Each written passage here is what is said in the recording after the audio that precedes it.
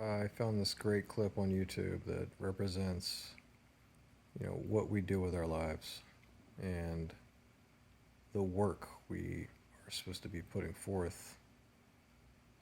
Not just faith, because faith without works is dead. So the work we're supposed to be putting in, we're supposed to be hearers and doers of the word. It says that in the book of James. So this pastor shows you exactly what it's going to be like, and it's pretty scary.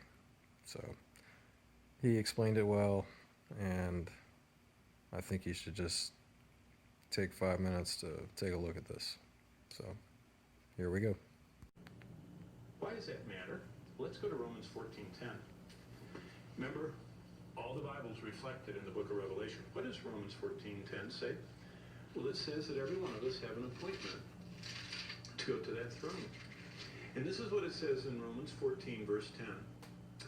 Why do you judge your brother, or why do you show contempt for your brother? For we shall all paristemi, that's the Greek word, stand before the judgment seat of Christ.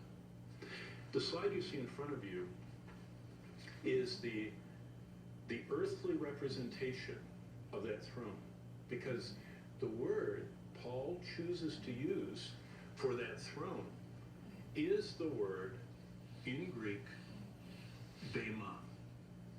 So he said we're all going to appear before the raised bema of Christ. So this throne right there, the throne of God, in the Bible is called the bema or bema.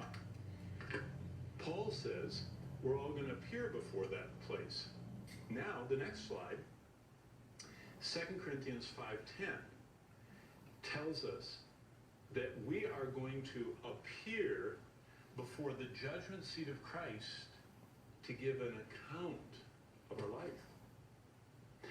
And, so that's 2 Corinthians chapter 5, verse 10.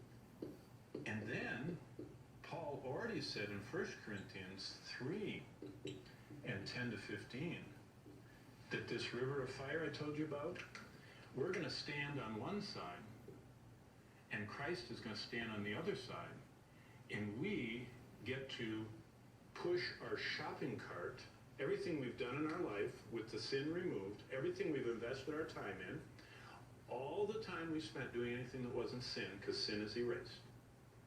So all that we did that wasn't sin is our shopping cart. That's the works of our life, and we push it into this fire.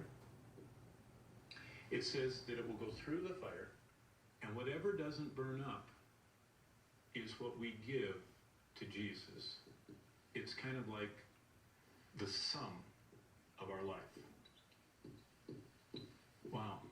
Do you see why this throne is so important? Do you see why the early church, they couldn't get enough of this? They had so many messages about the church on earth, what they're supposed to do, the church in heaven, we're going to get ready for that.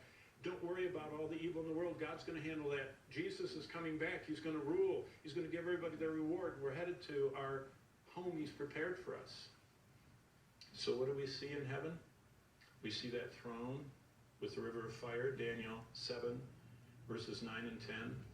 We see the sea of glass, that flat surface, Revelation 4 and verse 6. We see these living and burning ones, these angels. We see the 24 elders. We see the countless angels in the concentric circles around there.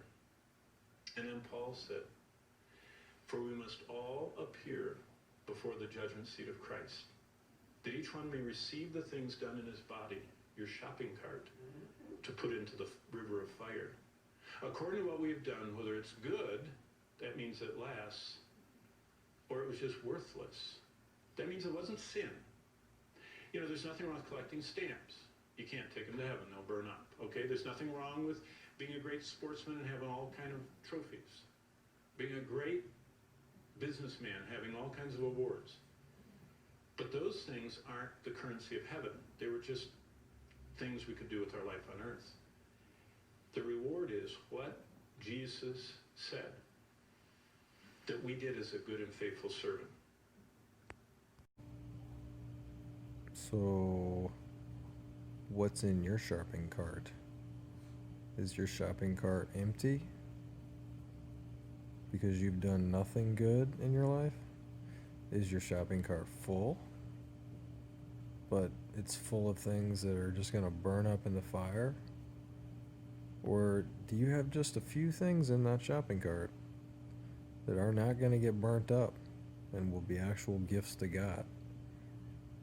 Something that represents your work on earth, the acts of Christ that came out of you. I hope you have something that you can give to the Lord, because it's going to be a really scary day of judgment if everything you got burns right up like hay and wood. Make the most of what you got. Make today count. Do something productive. Every little thing you do, just get up. Just take care of yourself. Love yourself. Do something good today. You will appreciate it tomorrow. You'll be proud to know that you did something. And if you just let God help you, you can keep doing it. You can keep striving in the light. You don't have to hide in the dark anymore. God bless you, friends, brothers and sisters. Keep fighting for God. Keep fighting the good fight. I love you. See you tomorrow.